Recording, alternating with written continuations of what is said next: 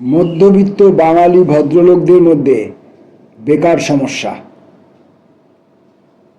শ্রীযুত রাজশেখর বসু একজন কৃতি বাঙালি। গত 25 বছর তাঁহারই পরিচালনাধীনে থাকিয়া Bengal chemical and pharmaceutical works প্রভূত উন্নতি লাভ করিয়াছে। আমার অনুরোধে রাজশেখর বাবু মধ্যবিত্ত ভদ্রলোকদের মধ্যে বেকার সমস্যার কারণ ও প্রতিকার সম্বন্ধে নিম্নলিখিত অভিমত জ্ঞাপন করিয়াছেন।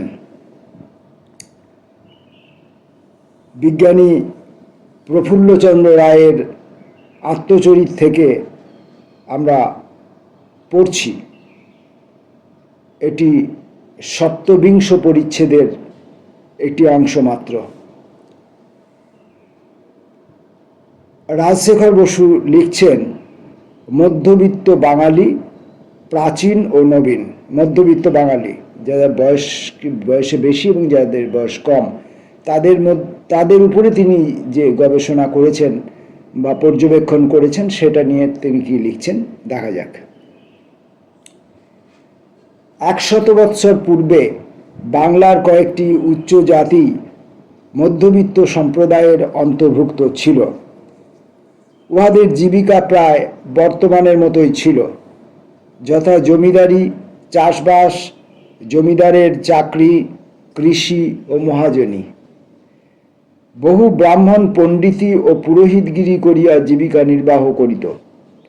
বৈদ্যরা জাত ব্যবসা হিসাবে কবিরাজি করিত।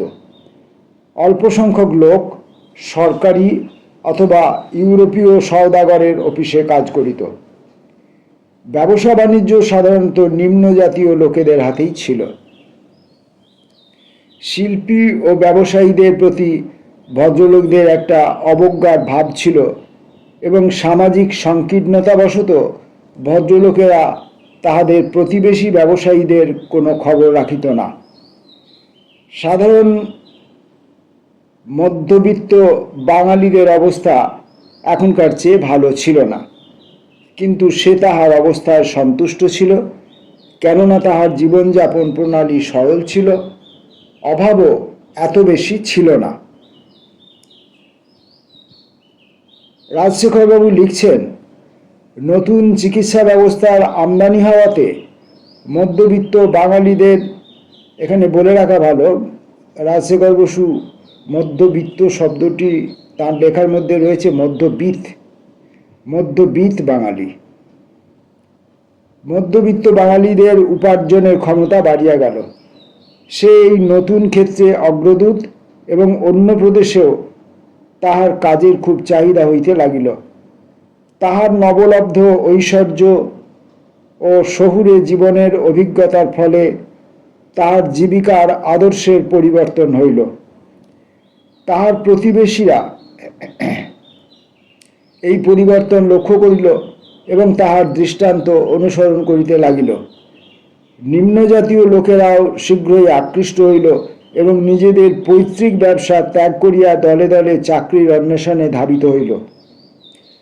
বর্তমানে যে কেহ ইংরেজি শিখে এবং ভদ্রলোকের আচার ব্যবহার অনুসরণ করে, সেই মধ্যবিত্ত সম্প্রদায়ভুক্ত বলিয়া গণ্য হয়। দেখা যাইবে, মধ্যবিত্ত সম্প্রদায়ের বাঙালিদের জীবিকার ক্ষেত্র এখন তাহাদের পূর্বপুরুষদের চেয়ে বিস্তৃত। তৎসত্ত্বেও তাহারা কেবল কতগুলি বিশেষ শ্রেণীর জীবিকাই পছন্দ করে। সাধারণ ভদ্রলোক এমন কাজ করিতে চায় না যাহাতে লেখাপড়ার প্রয়োজন হয় না।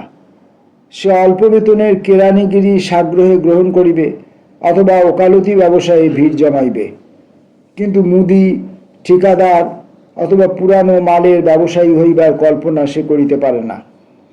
অশিক্ষিত অথচ ঐশ্বর্যশালী হিন্দুস্থানীদের অবলম্বিত ব্যবসায়ের প্রতি তাহার ঘোর অবজ্ঞা, কিন্তু সে ওইসব অশিক্ষিত ব্যবসায়ীদের অধীনেই কেরানিগিরি করিতে বিন্দুমাত্র আপত্তি করে না। নিতান্ত কষ্টে পড়িলে সে কোনো অশিক্ষিতের ব্যবসা অবলম্বন করিতে পারে, কিন্তু তখনও সে এমন ব্যবসা বাছিয়া লইবে যাহা অপেক্ষাকৃত নতুন এবং নিম্ন জাতীয় লোকেদের পৈতৃক ব্যবসা নয়। দৃষ্টান্তস্বরূপ, সে মোটর ড্রাইভার, ঘড়ি মেরামতিকারী অথবা যান্ত্রিকও হইতে পারে, কিন্তু দর্জি, ছুতার বা কামারের কাজ কখনোই করিবে না। যান্ত্রিক মানে সম্ভবত মেকানিক্স, যারা যন্ত্রপাতি সারানোর কাজ করে আর কি। ইহার অবশ্য ব্যতিক্রম আছে, কিন্তু উপরে যাহা বলিলাম সাধারণ মধ্যবিত্ত বাঙালির পক্ষে, এখানে আবার দেখুন রাজশেখর বসু লেখার মধ্যে যিনি মধ্যবিত্ত শব্দটি ব্যবহার করেছেন, এখানে আবার তিনি মধ্যবিত্ত কথাটিও লিখছেন। তাহলে অভিধান অনুসরণ করলে নিশ্চয়ই দেখা যাবে মধ্যবিত্ত এবং মধ্যবিত্ত একই, দুটোই ব্যবহার করা যেতে পারে, সেটা আমরা পরে দেখে নেব। বাঙালির পক্ষে তাহা মোটামুটি খাটে। নিম্ন স্তর হইতে লোকের আমদানি হইয়া এই মধ্যবিত্ত শ্রেণীর সংখ্যা বৃদ্ধি করিতেছে এবং প্রতিযোগিতায় ভদ্র জীবনের আদর্শ উচ্চ হইতে উচ্চতর হইতেছে। এই শ্রেণীর লোক মাত্র কতকগুলি জীবিকা পছন্দ করে, কিন্তু তাহাদের সকলের স্থান সংকুলন হইতে পারে না। সেকালে এক একজন উপার্জনশীল ব্যক্তি বহু দরিদ্র ও বেকার আত্মীয়দের ভরণ পোষণ করিতেন, কিন্তু জীবিকার আদর্শ বাড়িয়া যাওয়াতে উপার্জনশীল ব্যক্তিদের নিজেদের কথাই বেশি চিন্তা করিতে হয়। দরিদ্র আত্মীয়দের কথা তাহারা ভাবিতে পারেন না। ফলে যৌথ পরিবার প্রথা ভাঙিয়া যাইতেছে এবং যৌথ পরিবারভুক্ত বহু ব্যক্তি অলস জীবনযাপন অসম্ভব দেখিয়া কাজ খুঁজিতে বাধ্য হইতেছে। বর্তমান বেকার অবস্থার কারণ। প্রধান কারণগুলি এইভাবে বিভক্ত করা যাইতে পারে। 1. মধ্যবিত্ত শ্রেণীর লোকদের বিশেষ কতকগুলি জীবিকার প্রতি আসক্তি, যথা ডাক্তারি, ওকালতি প্রভৃতি বিদ্যৎ ব্যবস্থা। যেসব কাজে স্কুল কলেজের শিক্ষা প্রয়োজনীয়, যেসব কাজের সঙ্গে নিম্ন জাতির নাম জড়িত নহে। 2. নতুন বৃত্তি শিখিবার সুযোগের অভাব, নতুন জীবিকার অভাব। বেকার অবস্থার কারণ কি কি সেটা, নতুন বৃত্তি শিখিবার অভাব, নতুন জীবিকার অভাব। 3. ব্যবসায়ীদের সহিত সংস্পর্শ না থাকার দরুন ব্যবসা বাণিজ্যে অজ্ঞতা, ব্যবসায়ীদের সঙ্গে তাদের কোনো সামাজিক কোনো মেলামেশা নেই, কোনো নৈকট্য নেই। যৌথ পরিবার প্রথা ভাঙিয়া যাওয়ায় বহু বেকার লোকের সৃষ্টি। নিম্ন স্তর হইতে বহু লোক আমদানি হইয়া মধ্যবিত্ত শ্রেণীর সংখ্যা বৃদ্ধি করিয়াছে। এইসব নতুন লোকের মনোবৃত্তি ভদ্রলোকদেরই মতো। নিম্ন স্তরে তথাকথিতভাবে সমাজের নিম্ন স্তরে যারা ছিলেন, তারা এই মধ্যবিত্তদের জীবন আদর্শ অনুসরণ করে তারাও মধ্যবিত্ত স্তরে উন্নীত হলেন, সামাজিকভাবে মধ্যবিত্ত স্তরে উন্নীত হলেন, কিন্তু আসলে তারা নিজেদের ক্ষতি করলেন। কারণ তারা এতদিন যে কাজকর্ম করে চালাচ্ছিলেন সেই কাজগুলো থেকে তারা বিরত থাকলেন। ফলে বেকারের সমস্যা বা সংখ্যা বৃদ্ধি পেতে লাগলো। 6 এবং শেষ যে কারণটি দেখিয়েছেন লেখক, বিদেশি এবং ভারতের ভিন্ন প্রদেশ হইতে আগত লোকদের সঙ্গে প্রতিযোগিতা। ওরা চরিত্র ও অভ্যাসের গুণে বাঙালিদের চেয়ে ব্যবসা বাণিজ্যে বেশি যোগ্যতা প্রদর্শন করে। এবার প্রতিকারের উপায়। এইরূপ প্রায়ই বলা হইয়া থাকে যে গভর্নমেন্ট বা বিশ্ববিদ্যালয় যদি ব্যাপকতরভাবে বৃত্তি শিক্ষার ব্যবস্থা করেন, তাহলেই এই বেকার সমস্যার সমাধান হইতে পারে। বিদ্যৎ ব্যবসা, ওকালতি, ডাক্তারি প্রভৃতি শিখাইবার সুবন্দোবস্ত আছে। বাঙালিদের মধ্যে আইন শিক্ষা বরং অতিরিক্ত হইয়া গিয়াছে, কিন্তু ডাক্তারি ও ইঞ্জিনিয়ারিং শিক্ষার এখনো অবসর আছে। কিন্তু এইসব বৃত্তি কেবল স্বল্প সংখ্যক উচ্চশিক্ষিত যোগদেরই যোগ্য। যাহাদের যোগ্যতা মধ্যম রকমের, তাহাদের জন্য হিসাব রাখা, স্টেনোগ্রাফি, কেরানির কাজ শিখাইবার কয়েকটি স্কুল আছে। কৃষি মেকানিক্যাল ইঞ্জিনিয়ারিং, জরিপবিদ্যা, অঙ্কনবিদ্যা, মোটর গাড়ির ড্রাইভারি ও মেরামতের কাজ, টেলিগ্রাফ সিগন্যালিং, তাঁতের কাজ, চামড়ার কাজ এবং এই শ্রেণীর অন্যান্য বৃত্তি শিখাইবার জন্য কয়েকটি স্কুল আছে। এইসব স্কুল ভালো করিতেছে এবং এইগুলির সংখ্যা বৃদ্ধি করা প্রয়োজন। মাধ্যমিক শিক্ষার সঙ্গে কার্যকরী শিক্ষা দান করিবার প্রস্তাব হইতেছে, কিন্তু যেসব বিষয় শিখাইবার প্রস্তাব সাধারণত করা হয় তাহাদের মধ্যে বৈচিত্র্য নাই, যথা ছুতারের কাজ, প্রাথমিক যন্ত্রবিদ্যা এবং বড়জোর সুতা কাটা ও বুনানের কাজ। অবশ্য এসব বিষয়ের বিরুদ্ধে কিছু বলা যায় না। ছেলেদের পরিষ্কার পরিচ্ছন্নতা, কর্মকুশলতা শেখানোই যদি উহার উদ্দেশ্য হয়, কিন্তু ছেলেরা এই শিক্ষার ফলে সাধারণ শ্রমশিল্পীর জীবিকা গ্রহণ করিবে ইহা যদি কেউ আশা করেন, তাহলে তিনি ভদ্রলোকদের প্রকৃতি জানেন না। কেউ কেউ বলেন যে আধুনিক যুগের শিল্পাদি সম্বন্ধে বৈজ্ঞানিক শিক্ষা দিবার জন্য কলেজের সঙ্গে টেকনোলজিক্যাল ক্লাস খুলিতে হইবে, কিন্তু দুর্ভাগ্যক্রমে এদেশে এখনও শিল্প কারখানা প্রভৃতি বেশি গড়িয়া উঠে নাই, সুতরাং এরূপ লোকের চাহিদা খুবই কম। ছাত্রেরা কলেজে বৈজ্ঞানিক শিক্ষা সমাপ্ত করিয়া নিজেরা শিল্প কারখানা খুলিবে এরূপ আশা করা ভ্রম। কলেজের ক্লাসে শিক্ষা লাভের দ্বারা ব্যবসা গড়িয়া তোলা যায় না। কয়েকজন উৎসাহী ও উদ্যোগী ছাত্র এইভাবে শিক্ষা লাভ করিয়া ব্যবসায়ে সাফল্য লাভ করিতে পারে, কিন্তু অধিকাংশ স্থলে নবশিক্ষিত শিল্পবিদ টেকনোলজিস্ট যথাযোগ্য সমর্থন না পাইয়া ব্যবসায়ে নামিলে উহাতে সাফল্য লাভ করিতে পারে না। সুতরাং এখন কর্তব্য কি? ভবিষ্যতের আশায় ছেলেদের শিল্প, কার্যকরী বৃত্তি প্রভৃতি শিক্ষা দেবার জন্য উপযুক্ত ব্যবস্থা হোক, আপত্তির কারণ নাই, কিন্তু বর্তমান বংশীয়রা যেন এইরূপ ভ্রান্ত বিশ্বাস পোষণ না করে যে টেকনিক্যাল শিক্ষার দ্বারাই সকল সমস্যার সমাধান হইবে, যেমন তাহাদের পূর্বগামীরা মনে করিত যে সাধারণ স্কুল ও কলেজে শিক্ষালাভই জীবিকা সংস্থানের নিশ্চিত উপায়। যুবকদের বোঝা উচিত যে পণ্য উৎপাদনের উপায় জানা ভালো বটে, কিন্তু পণ্য বিক্রয় করিতে জানাই অনেক স্থলে বেশি লাভজনক। বাংলার বাহির হইতে যে হাজার হাজার লোক আমদানি হইয়াছে, তাহাদের কার্যকলাপের প্রতি মধ্যবিত্ত বাঙালিদের দৃষ্টি আকৃষ্ট হওয়া বিশেষ প্রয়োজন। এইসব লোকের স্বাভাবিক ব্যবসা বুদ্ধি ও সাহস ছাড়া অন্য কোনো মূলধন নাই, এবং ইহারাই বলে তারা বাংলার সুদূর প্রান্ত পর্যন্ত আক্রমণ করিয়াছে এবং এদেশের অন্তর্বাণিজ্য হস্তগত করিয়া প্রচুর অর্থ উপার্জন করিতেছে।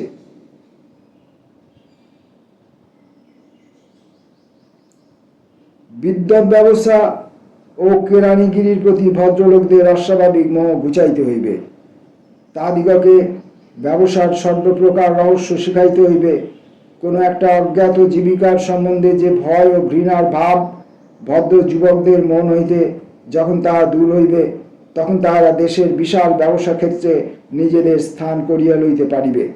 যে খুচরা দোকানি অথবা ঠিকাদার হইতে পারে, শিল্পী ও মজুরদের খাটাইতে পারে, বড় ব্যবসায়ী ও খুচরা দোকানদারদের মধ্যবর্তী ব্যবসায়ী হইতে পারে, সে ছোট দোকানদার রূপে কাজ আরম্ভ করিয়া নিজের অধ্যাবসায় বলে বড় ব্যবসায়ী হইতে পারে। মিঠাইওয়ালা বা মুদির ব্যবসায়ের মতো ক্ষুদ্র কাজও পরিত্যাগ করা তাহার পক্ষে উচিত নয়। তার শিক্ষা ও মার্জিত রুচি কাজে খাটাইয়া সে তাহার গ্রাহকদের অধিকতর সন্তুষ্ট করিতে পারে। তাহার ক্ষুদ্র দোকানই সকলের নিকট আকর্ষণের বস্তু হইয়া উঠিতে পারে। এইরূপ মনোবৃত্তি তাড়াতাড়ি সৃষ্টি করা যায় না। সংস্কারের বাধা অতিক্রম করিয়া মধ্যবিত্ত শ্রেণীদের ব্যবসা বাণিজ্য শিখাইতে একটু সময় লাগিবে। ট্রেনিং ক্লাস কোনো ব্যবসায়ের প্রাথমিক সূত্রগুলি শিখাইতে পারে মাত্র, কিন্তু যাহারা ব্যবসায়ে নিযুক্ত আছে তাহাদের সঙ্গে কাজ করিয়াই কেবল ব্যবসায় জ্ঞান ও অভিজ্ঞতা লাভ সম্ভবপর। অধিকাংশ ব্যবসায়ের জন্য স্কুলে শিক্ষা লাভ করা যায় না। স্কুল ও বিশ্ববিদ্যালয়ের শক্তি সীমাবদ্ধ, তাহাদের নিকট বেশি আশা করা অনুচিত। পারিবারিক আবহাওয়া এমনভাবে বদলাইতে হইবে যে বিশ্ববিদ্যালয়ের ডিগ্রির প্রতি অতিরিক্ত মোহ যেন না থাকে। যুবকরা এখন বুঝিতে পারিতেছে বিশ্ববিদ্যালয়ের ডিগ্রি জীবন সংগ্রামের বেশি কিছু সাহায্য করিতে পারে না। তবু তাহারা যে বিশ্ববিদ্যালয়ে পড়ে সে কেবল উপায়ান্তর রহিত হইয়া বিশ্ববিদ্যালয়ে পড়া ছাড়িলেই তাদিগকে কোনো একটা জীবিকার উপায় অবলম্বন করিতে হইবে এই আশঙ্কায় বাঁচা বাঁচা মেধাবী ছাত্রদের জন্যই বিশ্ববিদ্যালয়ের ডিগ্রিগুলি থাকুক। সাধারণ যুবকেরা নিজেদের শক্তি ও পিতামাতার অর্থ লক্ষ্যহীন কলেজি শিক্ষায় অপব্যয় না করিয়া ম্যাট্রিকুলেশন পরীক্ষা পাশ করিবার পর কোনো ব্যবসায়ীর অধীনে কয়েক বৎসর শিক্ষানবিশি করিলে অনেক বেশি লাভবান হইবে। শ্রীযুত বসুর বিস্তৃত অভিজ্ঞতা হইতে রাজশেখর বসুর বিস্তৃত অভিজ্ঞতা হইতে বিশ্ববিদ্যালয়ের উপাধির অস্বাভাবিক মোহ সম্বন্ধে তিনি যেসব কথা বলিয়াছেন তা বিশেষরূপে অনুধাবনযোগ্য। আমাদের যুবকেরা ঘটনার স্রোতে যেন লক্ষ্যহীনভাবে ভাসিয়া চলিয়াছে এবং একবারও চিন্তা করে না কি আত্মহত্যাকর নীতি তাহারা অনুসরণ করিতেছে।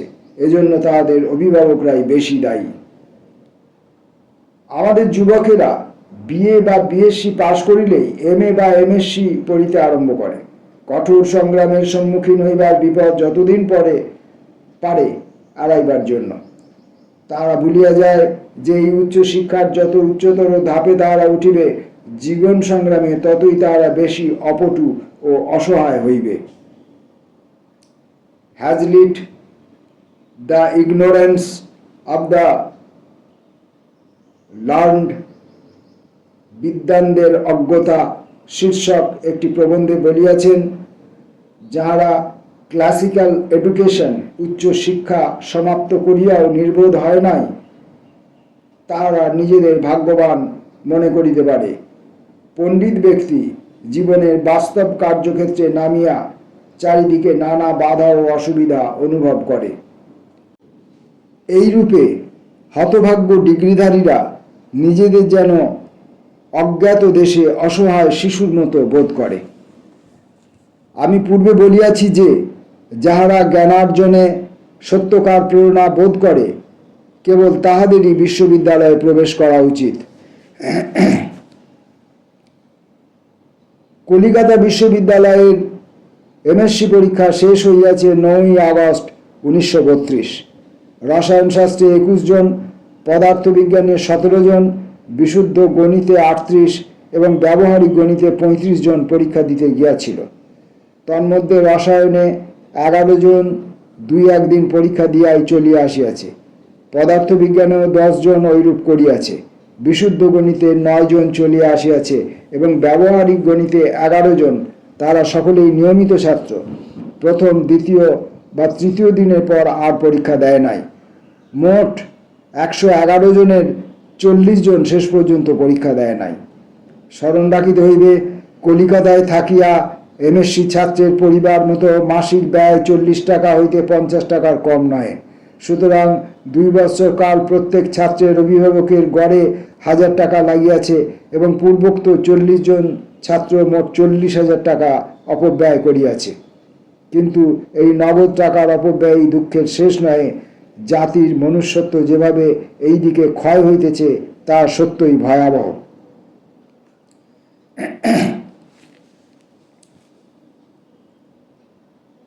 তারপর এখনো বাঙালি ছাত্রেরা বিদেশে, বিশেষত জার্মানি ও আমেরিকায় যায় তথাকার বিশ্ববিদ্যালয়ের ডিগ্রি ও ডিপ্লোমার মোহে। তারা এজন্য নিজেদের পৈতৃক সম্পত্তি বন্ধক দেয়, এমনকি বিবাহের বাজারে সর্বোচ্চ দরে নিজেকে নিলাম করিতেও সে লজ্জিত হয় না। কিন্তু দেশে ফিরিয়া সে চারিদিকে অকুল পাথর দেখে। সে ঝোঁকের মাথায় কখনো কখনো দুঃসাহসিক অভিযান করিতে পারে, যথা সে শ্রমিকদের দোভাষী হইয়া যাইতে পারে, অথবা হংকংয়ে সৈন্য বিভাগে ডাক্তার কিংবা কোনো সমুদ্রগামী জাহাজের ডাক্তার হইয়া যাইতে পারে। কিন্তু শীঘ্রই বাড়ির জন্য তার মন আকুল হইয়া ওঠে। পক্ষান্তরে গুজরাটি, কোচ্চি, সিন্ধিরা অশিক্ষিত হইলেও Singapore, Hong Kong, Kyoto, Yokohama, Honolulu, San Francisco, Konya মিশর ও প্যারিতে থাকিয়া ব্যবসায়ী রূপে প্রভূত অর্থ উপার্জন করে। পরিশেষে আমি পুনর্বার বলিতেছি যে বাঙালি দুর্ভাগ্যক্রমে বড় বেশি আদর্শবাদী হইয়া পড়িয়াছে। ব্যবহারিক জ্ঞান তাহার অত্যন্ত কম। এই বৈজ্ঞানিক যুগে দ্রুত যাতায়াতের সুবিধা হওয়াতে সে ইউরোপীয় ও চীনাদের সংস্পর্শে আসিয়াছে। মারোয়ারি, গুজরাটি, বোরা, পার্সি, হিন্দুস্তানি, পাঞ্জাবি, উড়িয়া, কচ্ছি, সিন্ধি প্রভৃতি অবাঙালিদের সঙ্গেও তাহার ঘনিষ্ঠ পরিচয় হইয়াছে। কিন্তু জীবনের প্রত্যেক কর্মক্ষেত্রে সে প্রতিযোগিতায় হটিয়া যাইতেছে। তাহার পাচক, ভৃত্য, ফিরিওয়ালা, কুলি, ক্ষেতের মজুর, জুতা নির্মাতা, মুচি, ধোপা, নাপিত এ সমস্তই বাংলার বাহির হইতে আমদানি হইতেছে। দেশের অন্তর্বাণিজ্য তথা বিদেশের সঙ্গে আমদানি রপ্তানির ব্যবসা সমস্তই তাহার হাত হইতে চলিয়া যাইতেছে। এক কথায় অন্ন সংস্থানের ব্যাপারে বাঙালি তার নিজের বাসভূমিতে অসহায় হইয়া পড়িয়াছে। 22 লক্ষ অবাঙালি প্রতি বৎসর বিপুল অর্থ 120 কোটি হইতে 150 কোটি টাকা বাংলা হইতে উপার্জন করিয়া লইয়া যাইতেছে। আর বাঙালি বিশ্ববিদ্যালয়ের ডিগ্রি সর্বোচ্চ আকাঙ্ক্ষার বস্তু বলিয়া মনে করিতেছে এবং এই ডিগ্রি না পাইলে নিজের জীবনকে ব্যর্থ মনে করিতেছে। সে ব্যবসা বাণিজ্যের প্রতি চিরদিনই বিরূপ, ইহাকে সে ছোট কাজ বলিয়া মনে করে। সুতরাং অনাহার ক্লিষ্ট ডিগ্রিধারীর দল যে ক্রমে বাজার ছাইয়া ফেলিবে তার আশ্চর্য কি? খবরের কাগজে যখনই কোনো 50 হইতে 100 টাকা মাসিক বেতনের কর্মখালি বিজ্ঞাপন বাহির হয় তখনই শত শত দরখাস্ত পড়িতে থাকে। যদি বেতন মাসিক 150 টাকা বা বেশি হয় তবে দরখাস্তের সংখ্যা হাজার হাজার হয়। গত 25 বছর ধরিয়া এই হৃদয় বিদারক দৃশ্য দেখিয়া আমি মনে গভীর বেদনা বোধ করিতেছি। বস্তুত আর্থিক ক্ষেত্রে বাঙালির ব্যর্থতার বিষয়ে চিন্তা ও আলোচনা করা আমার পক্ষে একটা প্রধান কাজের মধ্যে দাঁড়াইয়াছে। এই কারণেই স্বজাতির এই দৌর্বল্যের প্রতি দৃষ্টি আকর্ষণ করিয়া আমি সকলকে সচেতন করিবার চেষ্টা করিতেছি। প্রসঙ্গক্রমে মনে পড়ে যায় যে অতি সম্প্রতিকালে 6 মাস, 1 বছর, 2 বছর এই সময়কালে একাধিক এমন খবর আমরা সংবাদ মাধ্যম থেকে পেয়েছি যে কাজের জন্য ন্যূনতম লেখাপড়া জানারও দরকার নেই, সেই সব কাজের জন্য, সেই সব কাজে চাকরি করবার জন্য MA ডিগ্রিধারী বা তার থেকেও বেশি গবেষণারত ছাত্রছাত্রীরা কয়েকটি শূন্য পদের জন্যে কয়েক হাজার বা লক্ষের কাছাকাছি সংখ্যায় আবেদন করেছে। এই জাতীয় খবর আমরা সংবাদ মাধ্যম থেকে একাধিকবার পেয়েছি। বাংলার দুর্ভাগ্য এই যে সে অন্তর্বাণিজ্য ও বহির্বাণিজ্যর সর্বত্রই নিজেকে পরাস্ত হইতে দিয়াছে। কয়েকজন আইনজ্ঞ উচ্চপদস্থ সরকারি চাকুরি ব্যতীত তাহার শিক্ষিত বুদ্ধিজীবী সম্প্রদায় অর্ধাহার ক্লিষ্ট স্বল্প বেতনের কেরানি ও স্কুল মাস্টারে পরিণত হইয়াছে। আর তাহার দৌর্বল্য ও অক্ষমতার সুযোগ লইয়া শক্তিশালী উৎসাহী অবাঙালি ব্যবসায়ীরা সমস্ত ধনাগমের পথ দখল করিয়াছে। বিদেশি বা অবাঙালির নিকট বাংলাদেশে অর্থোপার্জনের একটা বিশাল ক্ষেত্র। তারা এখানে প্রচুর উপার্জন করে, আর বাঙালিরা এখানে সেখানে একমুঠো অন্নের জন্য ভিক্ষাবৃত্তি করিয়া বেড়াইতেছে। দেশের রপ্তানি ও আমদানি বাণিজ্যের বিস্তৃতির সঙ্গে এমনকি অন্তর্বাণিজ্যের প্রসারের সঙ্গে তাল রাখিয়া চলিতে না পারিয়া বাঙালি চরিত্রের অধোগতিও হইতেছে। একজন স্বাবলম্বী ব্যবসায়ীর চরিত্রের সমস্ত দিক আশ্চর্যরূপে বিকাশপ্রাপ্ত হয়। তার কর্মক্ষমতা, শাসন শক্তি বাড়িয়া যায়। সাম্রাজ্য প্রতিষ্ঠাতাদের সঙ্গে তার চরিত্রের অল্প বিস্তর সাদৃশ্য আছে। কিন্তু একজন আইনজীবী, কেরানি অথবা স্কুল মাস্টার নিজ নিজ ক্ষেত্রে যতই কৃতি হোক, যখনই নিজের এলাকার বাইরের কোনো সমস্যার সম্মুখীন হয় তখনই সে ঘোর অজ্ঞতার পরিচয় প্রদান করে। এক্ষেত্রে সে একেবারে শিশুর মতো সরল ও অজ্ঞ। তাহার দৃষ্টিও অতি সংকীর্ণ ও সীমাবদ্ধ। এক কথায় নিজের সংকীর্ণ সীমার বাহিরে আসিলেই তার অবস্থা শোচনীয় হয়। কয়েক বৎসর ভারতীয় ব্যবসা পরিষদে বাংলার প্রতিনিধিরা একেবারে নগণ্য হইয়া পড়িয়াছেন, নিরপেক্ষ দর্শকদের মতোই। অর্থনীতি বিষয়ে কোনো আলোচনা উপস্থিত হইলেই বাংলার প্রতিনিধিরা চাণক্যের উপদেশ স্মরণ করিয়া নীরব থাকায় শ্রেয় জ্ঞান করে। দূরত শোভতে মূর্খ যাবৎ কিঞ্চিন্ন ভাসতে। দালাল পুরুষোত্তম দাস, ঠাকুরদাস, কল্যাণজি, নারায়ণজি, বালচাঁদ, হীরাচাঁদ, ডেভিড সেসুন, বিড়লা অথবা খৈতান প্রভৃতি ব্যবসা জগৎ অথবা টাকার বাজারের সংস্পর্শে থাকাতে জটিল অর্থনীতিবিদ বিষয়ে মতামত জ্ঞাপনে স্বভাবতই বেশি যোগ্যতা প্রদর্শন করে। আমাদের কলেজের অর্থনীতির বাঙালি অধ্যাপক কেবল পুঁথি পড়া পণ্ডিত, ব্যবহারিক জ্ঞান তাহার কম। একজন কলেজের শিক্ষিত ব্যক্তি রিভার্স কাউন্সিল বিল সম্বন্ধে সঠিক মত দিতে পারে না। তাছাড়া একজন ধনী ব্যবসায়ীর পক্ষে সাহসের সঙ্গে নিরপেক্ষ স্বাধীন মত ব্যক্ত করা সহজ। উপরওয়ালাদের ভ্রুকুটি বা অনুগ্রহে সে বিচলিত হয় না। সে দুই কুল বজায় রাখিবার চেষ্টা করে না বা সময় বুঝিয়া নিজের মত পরিবর্তন করে না। পক্ষান্তরে কেরানি, চাকরিজীবী, অনুগ্রহ প্রার্থীর দল স্বভাবতই দাস মনোবৃত্তির দ্বারা চালিত হয়। তোষামোদ এবং পরনিন্দাতে সে পাকা হইয়া ওঠে, তার চরিত্রের অধোগতি হয়। অদ্ভুত হইলেও একথা সত্য যে বাঙালি সাহিত্য ও বিজ্ঞানে যতই মৌলিক গবেষণা করিতেছে ততই জীবিকা সংগ্রহে সে অক্ষমতা প্রদর্শন করিতেছে। কেউ তাহাকে শিক্ষানবিশ রূপে লইতেও সাহস পায় না, কেননা সে বড় বড় কথা বলে। সে নিজেও নিম্ন স্তর হইতে শিক্ষানবিশি আরম্ভ করিতে অনিচ্ছুক। সাধারণ কলেজের শিক্ষিত যুবক মনে করে যে ব্যবসায়ী হইতে হইলে তার সেক্রেটারিয়েট টেবিল, বৈদ্যুতিক পাখা এবং মোটর গাড়ি চাই। সে আশা করে প্রথম হইতেই তার জন্য সর্বপ্রকার আরাম ও সুবিধা প্রস্তুত হইয়া থাকিবে। ফলে শেষ পর্যন্ত সে স্বল্প বেতনের কেরানি জীবন যাপন করিতে বাধ্য হয় অথবা আত্মহত্যা করিয়া সমস্ত সমস্যার মীমাংসা করে। আচার্যের সপ্তবিংশ পরিচ্ছেদ এই পর্যন্ত।